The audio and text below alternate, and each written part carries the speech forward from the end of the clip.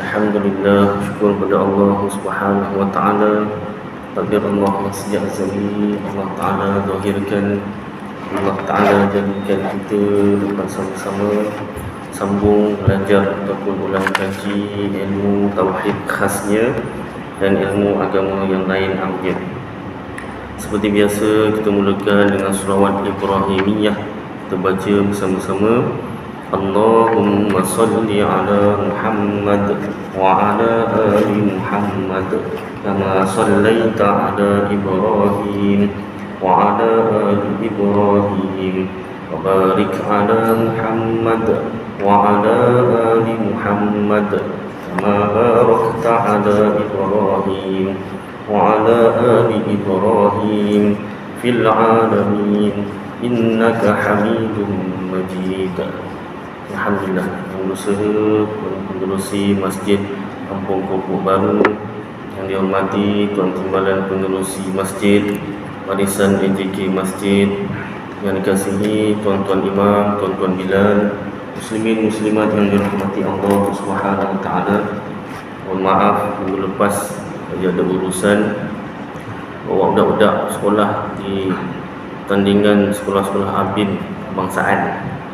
Jadi semua sekolah-sekolah ABIN seluruh Malaysia ada 12 negeri kumpul dekat Sungai Ramal, Selangor untuk pertandingan akademik. Tahun depan sukan pula digila-gila, sukan akademik ya. Baik. Jadi sebelum kita sambung kitab kitab Aqidatul Najin, suka untuk saya kongsikan daripada kitab Al-Jawharul Mawhub wa Munabbihatil Qulub bagi Syekh Ali bin Abdul Rahman Al-Kalantani, ulama Kelantan, iaitu ambilan daripada kitab Lubabul Hadis, Sarifati Hadis bagi Syekh Al-Alim Al-Allamah Jalaluddin Abdul Rahman As-Suyuti. Pada tangan saya tulisan Nurumi. Saya nak bacakan kelebihan ilmu dan ulama ke surat 17. Wa qala an-nabiy sallallahu alaihi wasallam man zara aliman fa ka'annama zarani wa man safaha aliman fa ka'annama safahani wa man jalasa aliman fa ka'annama jalasani fid dunya wa man jalasani fid dunya ajlastuhu ma'i yaumal qiyamati. Dan sabda Nabi sallallahu alaihi wasallam, barang siapa ziarah akan orang alim maka seolah-olah seperti ia ziarah akan daku, dan barang siapa berjabat tangan akan orang alim maka seolah-olah seperti ia berjabat tangan akan daku, dan barang siapa sekedudukan ia akan orang alim maka seolah-olah seperti ia sekedudukan akan daku pada dunia, dan barang siapa sekedudukan akan daku pada dunia, aku dudukkan dia serta aku pada hari kiamat. Ini ibarat maknanya kemuliaan orang alim. Ustaz orang alim? Tidak, saya tukang baca kitab-kitab orang alim. Guru saya selalu pesan, Dil, ingat, kita ni bukan orang alim, kita ni tukang baca kitab orang alim saja. Jangan nak perasan sangat. Tapi ustaz ada jemaah-jemaah dia cium tangan saya ustaz. Kalau boleh tarik, tariklah. Tapi kalau tarik tu nampak macam nanti dia kecil hati ke apa, tak apalah, tadah je. Tapi jangan kau bangga pula. Wah, nampak cium tangan aku, walaupun aku lebih muda daripada. Jangan.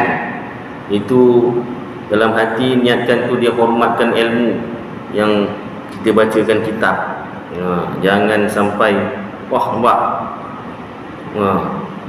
aku lebih muda, lebih cium tangan.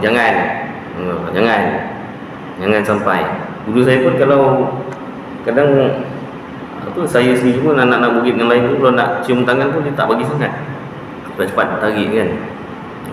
Kita tak kecil hatilah, pasal kita pun faham dia pun tak nak sampai kita memuliakan dia tu lebih sangat. Jadi dia pun nak jaga hati dia, dia tariklah kan. Tapi ada contoh dekat masjid kampung masjid Nurul Hidayah ni kan. Ramai juga cium tangan saya kan. Mula-mula saya seram juga. Ini macam wah, macam alim sangat saya ni kan. Tanya guru saya kan, kata kalau tengoklah keadaan, kalau kita tarik tu macam dia kecil hati ke apa ke kan ya. Kadang orang kita tak tahu kan kecil hati ke apa, tak apalah, niatkan dia muliakan ilmu. Cuma hati kena jagalah. Baik, itu pesanan guru saya. Jadi ibaratnya macam tu, ibarat ziarah orang alim, jabat tangan dengan orang alim, duduk-duduk dengan orang alim seperti ziarah Rasulullah, jabat tangan dengan Rasulullah seperti duduk dengan Rasulullah di dunia. Riwayat daripada Abi Hurairah radhiyallahu anhu berkata, "Ya, aku dengar Rasulullah sallallahu alaihi wasallam bersabda," lebih kurang mafhumnya, "Barang siapa ziarah orang alim, aku dhaman baginya, jamin baginya atas Allah Ta'ala akan syurga." Dan daripada Sayyidina Ali ibni Abi Talib bahawasanya berkata, "Ya, sabda Rasulullah sallallahu alaihi wasallam," lebih kurang mafhumnya, "Barang siapa ziarah akan orang alim, yakni pada kuburnya, kemudian membaca ia di sisinya akan satu ayat daripada kitab Allah, nescaya memberi akan dia Allah Ta'ala dengan sebilang-bilang langkahnya satu mahligai di dalam syurga, dan adalah baginya dengan tiap-tiap satu huruf yang dibacanya di atas kuburnya satu mahligai di dalam syurga daripada emas, seperti yang tersebut dalam Riyadhur Rayyahin." Hadis-hadis ni tuan-tuan tak disebutkan sanad-sanadnya. Kenapa? Sebab nanti terlalu panjang. Banyak besar, tebal macam ni pun, nipis macam ni pun tak semua orang baca. Lagilah kalau tebal, diriwayatkan oleh siapa, diriwayatkan oleh siapa. Maka untuk kita mendalami lagi hadis-hadis ini, riwayatnya siapa, sanad-sanadnya, maka kena buka pula kitab hadis lah. Kitab syarah hadis dulu, kitab syarah hadis, kemudian barulah kita tahu hadis tersebut daripada sanadnya, daripada siapa. Baik, jadi mudah-mudahan beberapa perkara tadi, kelebihan ilmu, kelebihan ulama, mudah-mudahan dapat kita amalkan dan sampaikan insya-Allah.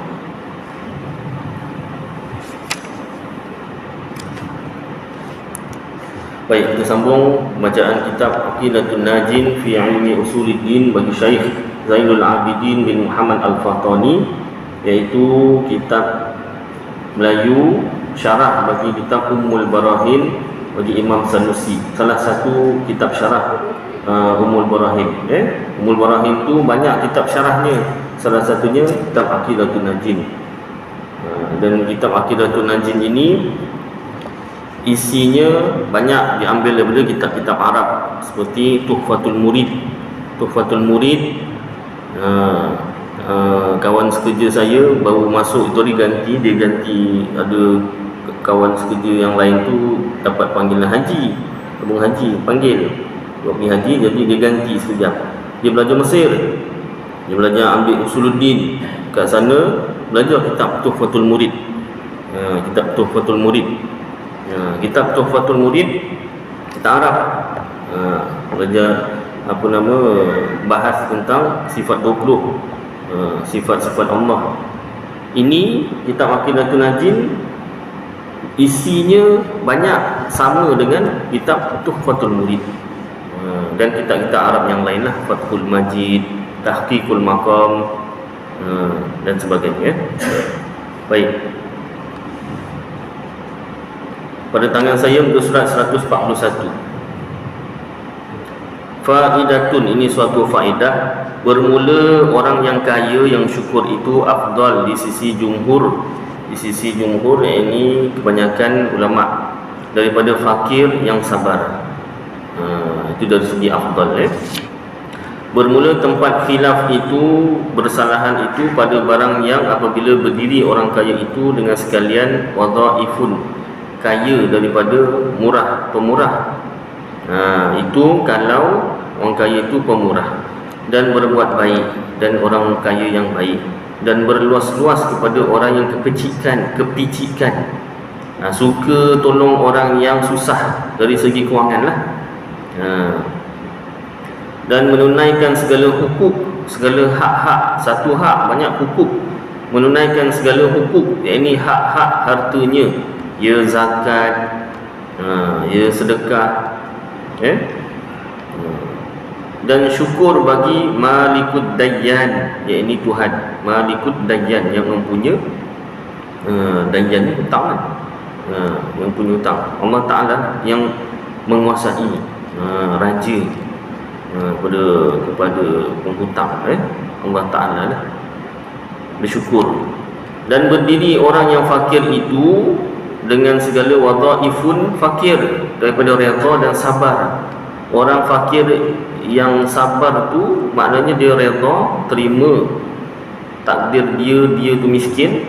Allah Ta'ala takdirkan dia miskin tu, dia redha, terima dan sabar. Dia sabar dalam menjalani kehidupan sebagai seorang fakir tu, dan redha pula dengan barang yang kadarkan, ditakdirkan oleh Allah Ta'ala. Maknanya dia tak payah berusaha. Bukan tak berusaha, dia redha, maknanya terima hati tu, anggota badan tu, usahalah, cari rezeki tu, cari, rebut peluang yang ada, kan. Dan kata setengah ulama, fakir yang sabar itu iaitu mereka yang berlazat-lazat dengan fakirnya. Macam mana berlazat-lazat dengan fakirnya? Seperti barang yang berlazat-lazat orang yang kaya itu dengan kayanya, iaitu terlebih afdal daripada orang yang kaya. Kalau fakir yang berlazat-lazat dengan fakirnya, maknanya dia menikmati kefakirannya. Kita pun tak terbayang macam mana orang kaya berlazat-lazat dengan kekayaannya tu, bolehlah bayangkan kan.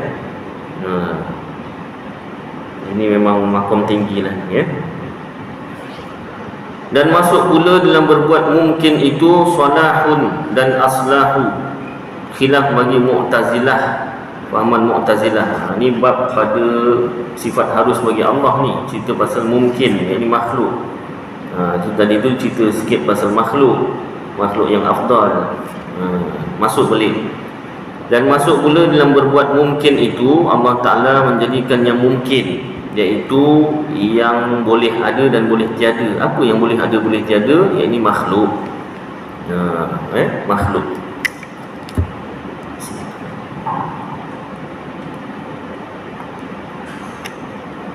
Termasuk mungkin, termasuk dalam arti kata mungkin, salahun yang baik, dan aslahu yang lebih baik. Khilaf bagi Mu'tazilah, tak sama, berbeza pendapat bagi fahaman sesat Mu'tazilah. Pada mereka itu dengan wajib atas Allah berbuat salahun dan aslahu. Wajib Allah berbuat baik dan terbaik. Kita Ahlus Sunnah wal Jamaah, Allah Ta'ala boleh buat baik dan terbaik, dan boleh tak buat baik dan terbaik. Itu harus, sifat harus bagi Allah.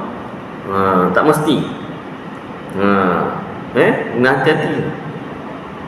Mu'tazilah kata Allah Ta'ala wajib, mesti, tak boleh tidak, buat yang baik dan terbaik saja. Yang buruk Allah Ta'ala tak boleh buat. Nampak? Yang namanya Allah, Tuhan, dia mesti buat yang baik dan terbaik saja. Itu fahaman sesat Mu'tazilah. Jadi tuan, kita fahaman Ahlus Sunnah wal Jamaah, baik dan terbaik tu Allah boleh jadikan dan boleh tak jadikan. Itu harus bagi Allah sahaja, tidak mesti. Harus tu maknanya boleh Allah Ta'ala buat dan boleh Allah tak buat.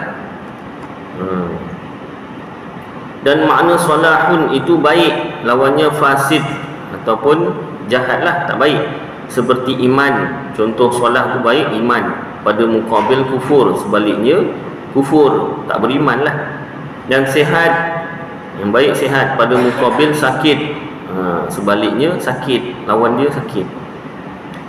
Dan makna aslahu itu iaitu barang yang mukabil salahun, seperti memberi makan akan makanan yang lazat-lazat, pada mukabil memberi makan akan makanan yang tiada lazat, yang lebih baik daripada yang biasalah. ada makanan tapi lagi lazat daripada makanan yang biasa. Itu aslahu. Dan kata kil keduanya itu syai'un, yang satu, perkara yang sama. Kata setengah ulama, ini qaul dhaif lah. Salahun dan aslahu tu baik dan terbaik tu sama. Itu kata setengah ulama. Kata pendapat yang lemah lah. Yang kuat tadi tu salah baik, aslahu lebih baik lagi. Dan dihikayatkan, diceritakan bahawasanya telah jatuh, iaitu telah berlaku. Jatuh tu waqa'a bahasa Arabnya, maknanya berlaku. Berbahas-bahas antara Syekh Abil Hasan Al-Ash'ari dan antara Abi Ali Al-Jubba'i daripada Mu'tazilah. Ini soalan yang saya pernah sebut ni, ceritanya kat sini. Muka 142 ni, pada bab apa ni? Pada bab sifat jaiz bagi Allah, sifat harus bagi Allah. Dekat sini cerita ni. Syekh Abil Hasan Al-Ash'ari, Imam Abul Hasan Al-Ash'ari, dia ini hidup sejak lahir sampai umur 40 tahun. Dia belajar dengan gurunya, salah seorang gurunya, Abi Ali Al-Jubba'i. Abi Ali Al-Jubba'i ini fahamannya Mu'tazilah, fahaman sesat. Abul Hasan Al-Ash'ari sejak lahir sampailah umur 40 tahun dia belajar dengan guru Mu'tazilah, fahaman sesat Mu'tazilah. Masa umur dia 40 tahun tu, mana tulis 40 tahun? Dia dalam kitab yang lain lah. Ini dia tak sebutkan umur berapa kan. Dalam kitab lain tak apa. Kitab Ithafus Sadatil Muttaqin, boleh tengok Al-Farqu Bainal Firaq, salah satulah antara dua, tak ingat yang mana. Maka bertanya Syekh Abul Hasan akan dia daripada 3 orang yang bersaudara. Ada 3 orang adik-beradik. Hidup seorang daripada mereka itu dalam taat, buat baik ibadat hingga mati ia, padahal besar. Dia buat taat, beribadat, baiklah orangnya soleh, sampailah besar, meninggal dunia. Jadi dia meninggal dunia dalam keadaan beriman, buat baik. Satu orang pula, dan hidup yang kedua di dalam maksiat, buat dosa, menyetan lagi. Kalau orang Melayu kata menyetan. Kenapa jadi menyetan? Syaitan tu sifat, nama sifat. Bahasa Arab syaitan tu sifat. Kalau di apa nama ni di i'rabkan tu, tasyaitona, telah menyetan oleh dia. Ya tasyaitonu, telah sedang dan akan menyetan oleh dia. Tasyaiton, menyetanlah engkau. La tatasyaiton, jangan kau menyetan. Mutasyaitonun, tempat menyetan. Mutasyaitinun, masa, tempat masa menyetan. Mutasyaitinun, alat menyetan. Jadi i'rab dia tu.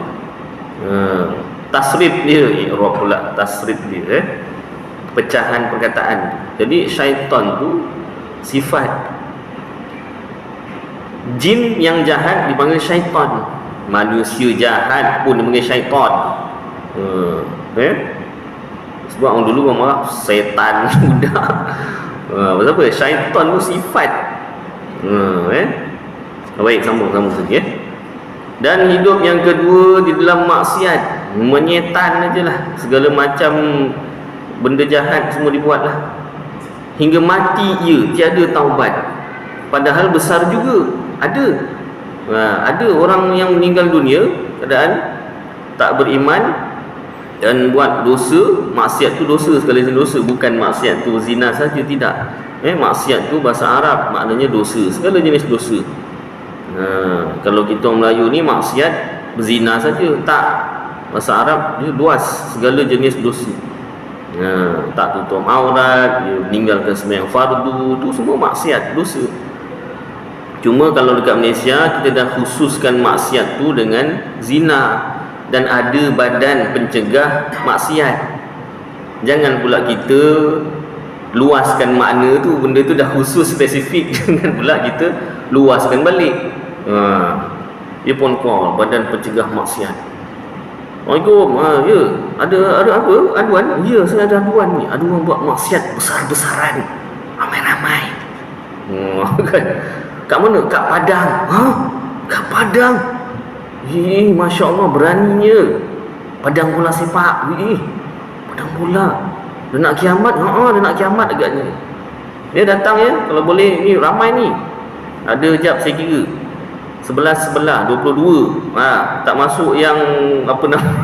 Tak masuk yang apa nama simpanan. Ini 22 yang ni. Yang apa nama ni? Ramai-ramai confirm. Ayolah, nanti saya bawa berapa tu? 22. Kalau satu van muat 10 orang, mau 2-3 van juga tu, van petingah maksiat. Datang. Mana tu? Itu main bola. Dia daripada main bola daripada sebelum asar sampai dalam maghrib ni. Saya pun nak tengok dia orang sampai saya pun tak semayang. Contohlah buat cerita kan. Mana maksiatnya? Kan maksiat tu dosa. Meninggalkan semayang tu dosa, maksiat. Kata kan. Dah lah, gini macam ni awak lah yang masuk van ni. Kan. Saya ni tugas saya Badan Pencegah Maksiat yang berzina, yang spesifik untuk maksiat dosa zina. Awak pergi call pula cerita pasal maksiat lain. Yelah, maksiat tu kan dosa, segala jenis dosa. Tapi tak kena sebab badan tu memang khas untuk perzinaan. Dan baik, sambung sini. Jadi segala jenis maksiat dibuat sampai besar, tak bertaubat dah lah buat maksiat, tak taubat pula. Tak beriman, buat dosa sampai meninggal dunia. Dan yang ketiga, mati ia padahal kecil. Yang ketiga, mati waktu kecil.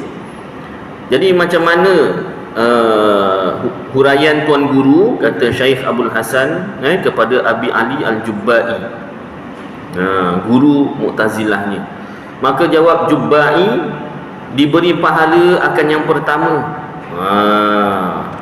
Yang pertama tu meninggal dunia dalam keadaan beriman besar, beriman dewasa, dapat pahala. Dan diazab akan yang kedua dan yang tiga. Dia jawab dulu. Dan diazab akan yang kedua, yang meninggal dunia dewasa, buat maksiat, buat dosa, tak beriman tu diazab. Dan yang ketiga pun sama, mati waktu kecil. Yang ini, yang kecil itu tiada diberi pahala dan tiada disiksa. Yang ketiga tak. Yang ketiga pahala pun tak dapat, siksa pun tak disiksa. Dia jawab dulu macam tu. Maka berkata Asy'ari, Imam Abul Hasan Al-Asy'ari, terkadang berkata yang ketiga. Kalau macam tu Tuan Guru cakap, yang ketiga tu mati kecil tu tak diseksa dan tak dapat pahala, dua-dua tak dapat. Jadi yang ketiga ni akan menjawab, hai Tuhanku, hendaklah engkau panjangkan umurku, maka masyghul aku dengan taat hingga dapat balasan pahala aku, kerana wajib atas engkau berbuat aslahu. Kenapa ya Allah, kenapa kau tak panjangkan umurku? Kenapa kau matikan aku waktu kecil? Supaya aku taat beribadat pada engkau dan aku dapatlah pahala, masuklah syurga. Bukankah yang engkau wajib mesti berbuat yang aslahu, yang terbaik? Jadi yang ketiga tu, yang kecil tu boleh mempertikaikan takdir Allah Ta'ala kerana mematikan di waktu kecil. Bila mati waktu kecil, dia tak disiksa dan tak dapat pahala. Itu fahaman yang sesat juga Mu'tazilah. Dua fahaman sesat juga sini. Yang pertama, Allah mesti wajib buat yang baik dan terbaik. Dan yang kedua, orang yang mati waktu kecil tak masuk neraka dan tak masuk syurga, tengah-tengah. Itu dua fahaman sesat Mu'tazilah dalam cerita ni lah. Ini kisah benar ni. Berkata Jubba'i, firman Allah Ta'ala baginya, Allah Ta'ala akan cakap, ada jawapan, ada jawapan. Ingat jangan sesat, tak ada jawapan, ada jawapan. Aku ketahui bahawa engkau, jikalau aku hidupkan sampai umur dewasa, nescaya masyghul engkau, sibuk engkau dengan berbuat maksiat. Tadi yang ketiga, yang mati baby tu, dia tanya, ya Allah, kenapa tak panjang umur aku? Biar aku bertaat beribadat. Allah Ta'ala jawab, Ali Jubba'i inilah menceritakan nanti Allah Ta'ala akan menjawab begini. Allah Ta'ala kata, kenapa aku matikan kau waktu kecil? Supaya engkau tak berbuat maksiat. Sebab aku tahu kau dah besar nanti kau buat maksiat. Masih kecil je kau cakap, alah panjanglah umur aku biar aku busy dengan taat. Dah besar nanti busy dengan maksiat, kata Allah Ta'ala. Jawab Jubai begitu. Maka dia azab akan dikau. Kalau nanti kau dah besar buat maksiat, kau diazab. Maka wajib atasku mematikan kau ketika kecil. Sebab tu aku matikan kau waktu kecil. Seolah-olah Allah Ta'ala jawab begitu, kata Ali Al-Jubai. Berkata Asy'ari, kalau macam tu, terkadang berkata yang kedua itu. Nanti yang kedua pula mati waktu dewasa dalam keadaan berbuat maksiat. Nanti dia persoalkan pula, ya Tuhanku, kenapa, kerana apa tiada engkau matikan aku ketika kecil? Balik pula. Hingga tiada aku derhaka, maka tidak diazabkan aku. Macam mana? Kalau yang kecil tadi, dia cakap, ya Allah, kenapa tak panjang ke umur aku biar aku taat? Allah Ta'ala akan jawab, kata Ali Jubai, Allah Ta'ala akan jawab begini, sebab aku tahu kau dah besar nanti akan buat maksiat, jadi aku matikan kau waktu kecil. Itu yang terbaik untuk kau. Kalau macam tu, nanti yang kedua pula, yang mati keadaan dewasa, tak beriman dan berbuat dosa tu, akan bersoalkan Allah Ta'ala balik. Kalau macam tu, kenapa tak matikan aku waktu kecil, ya Allah? Kenapa tunggu aku dah besar? Kau tak tahu ke aku nak apa dah besar ni nanti buat maksiat, tak beriman? Dan sekarang kau matikan aku waktu besar dalam keadaan kufur dan buat maksiat, diazab aku. Maka tercengang Jubai, tak dapat jawab kan? Dia ingat dia jawapan dia tu, wah, dah betul lah tu. Imam Asy'ari balas balik. Maka tercengang Jubai kerana Imam Asy'ari itu merobohkan kaedahnya. Salah. Kaedah Mu'tazilah, Allah Ta'ala mesti buat yang baik dan terbaik tu salah. Dan yang kedua, Allah Ta'ala makhluknya, hamba Allah yang mati dalam keadaan berdosa tu, masuk syurga tidak, masuk neraka tidak. Waktu kecil, mati waktu kecil tu masuk syurga tidak, masuk neraka tidak. Kalau kita fahaman Ahlus Sunnah Jamaah, baby, orang yang meninggal dunia sebelum balik, sebelum cukup umur, sebelum balik, dia masuk syurga. Dia masuk syurga. Walaupun dia daripada keluarga bukan Islam.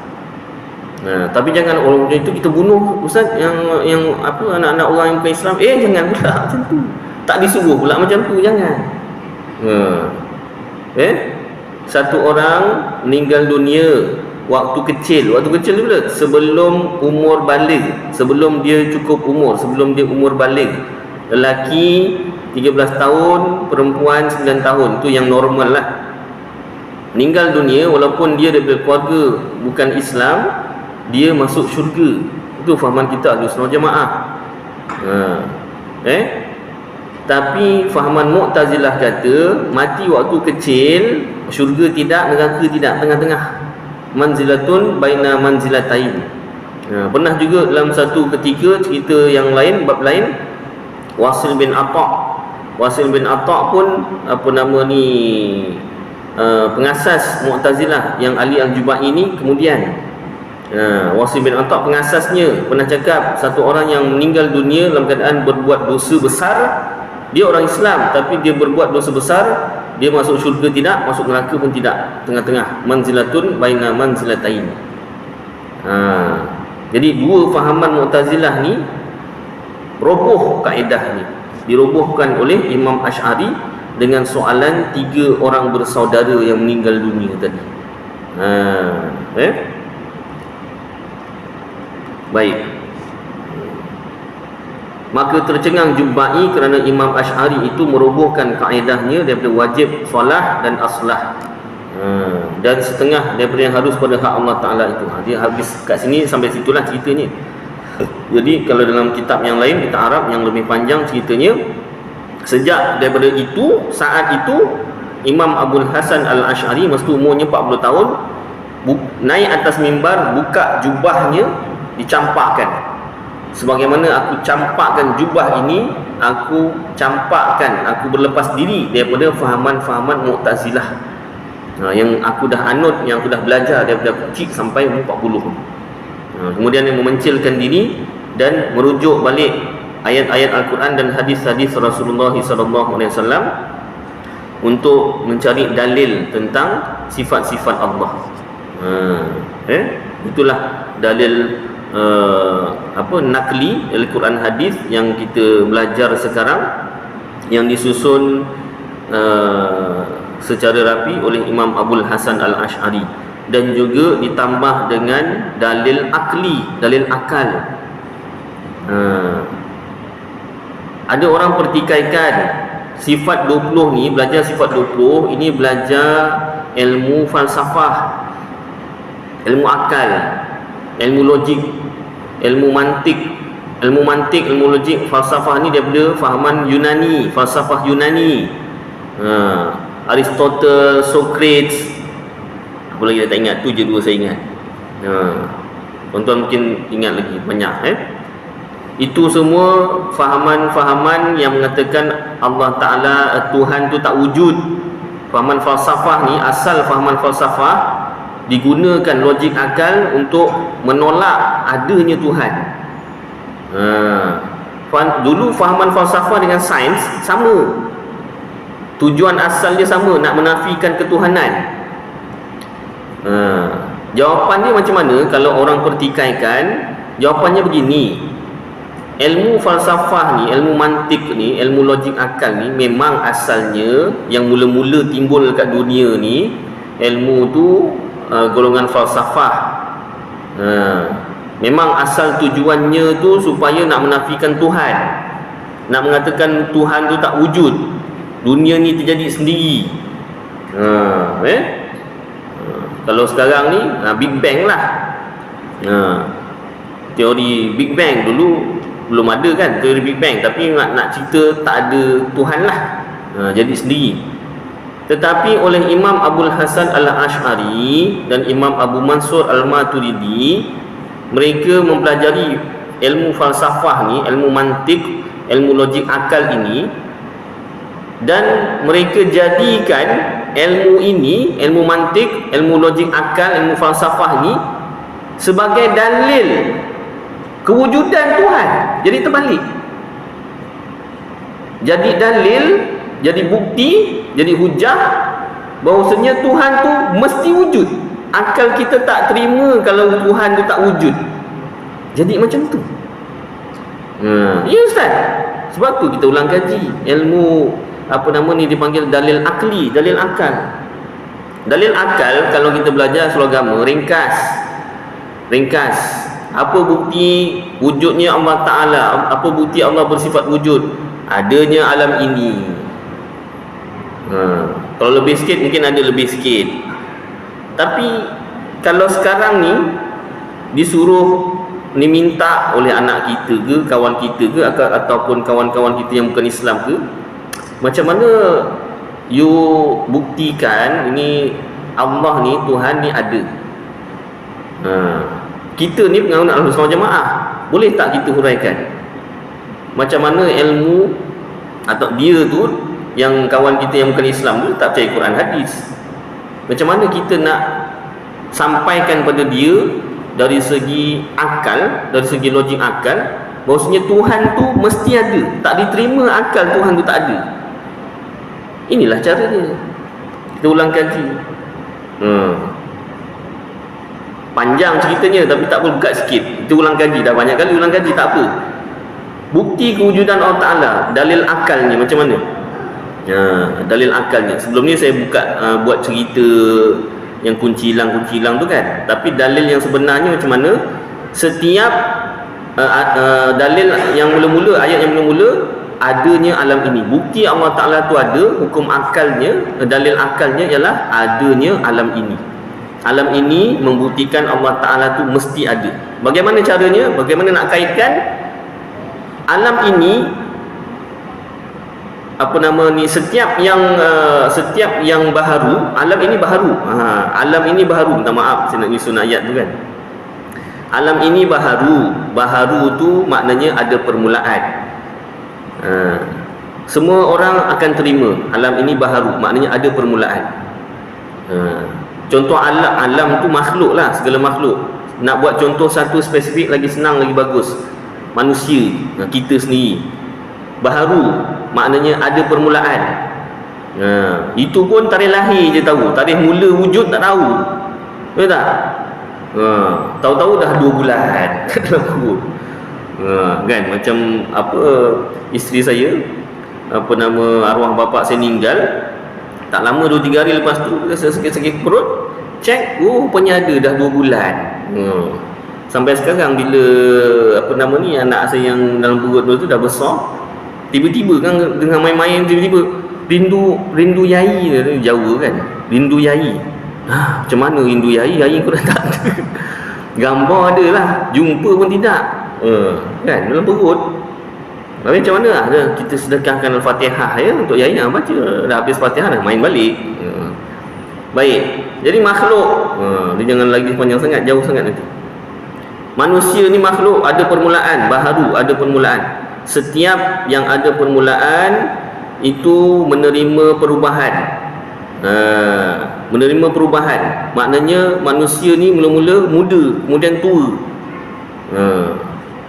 Mula hidup, kemudian mati, menerima perubahan. Setiap yang ada menerima perubahan, mesti ada yang menjadikan dia. Saya tak ingatlah salah satu. Macam itulah. Maknanya makhluk ni ada permulaan satu, kemudian ada perubahan. Setiap yang ada permulaan atau perubahan tu mesti ada yang menjadikan dia. Dia tak boleh jadi sendiri. Itu hujah dari segi apa nama ni, akal. Kalau dari segi cerita tu tadi, kita ambil barang kawan kita, suruh dia tutup mata, kemudian kita simpan, sembunyikan, cakap dengan dia, barang awak hilang. Dia tak akan percaya, dia hilang sendiri. Awak kan yang ambil tadi? Ya, tapi masa awak tutup mata tadi tu, hilang terus. Dia tak akan percaya. Dia tak akan percaya. Dia kata ni mesti awak yang sembunyikan. Seboleh-boleh dia akan kata kita yang sembunyikan. Memang betul saya sembunyikan, tunjukkan. Maknanya setiap perkara tu mesti ada yang jadikan, tak boleh jadi sendiri. Benda hilang pun walaupun kecil mesti ada yang jadikan. Takkanlah benda besar dunia ni adanya tu sendiri, mesti ada yang jadikan. Itu hujah akalnya, logik akalnya daripada ilmu falsafah, ilmu mantik. Asalnya nak menyatakan ketidakwujudan Tuhan, tetapi oleh dua imam ni, Abul Hasan Al-Ash'ari dan Imam Abu Mansur Al-Maturidi, disusun supaya menjadi hujah, bukti wujudnya Tuhan. Itu jawapan tuan-tuan. Jadi mudah-mudahan cukuplah kadar ni beberapa perkara apa yang kita baca dan dengar, mudah-mudahan jadi bermanfaat untuk saya dan tuan-tuan, dapat kita amalkan dan sampaikan insya-Allah. Aku qauli hadza wa astaghfirullahal azim li wa lakum wa lisa'iril muslimina wal muslimat wal mu'minina wal mu'minat fastaghfiru wa ya fawzal mustaghfirin wa ya najatat taibin. Wa sallallahu tabaraka wa ta'ala ala khairi khalqi sayyidina maulana Muhammad wa ala alihi wa sahbihi wa baraka wa sallam.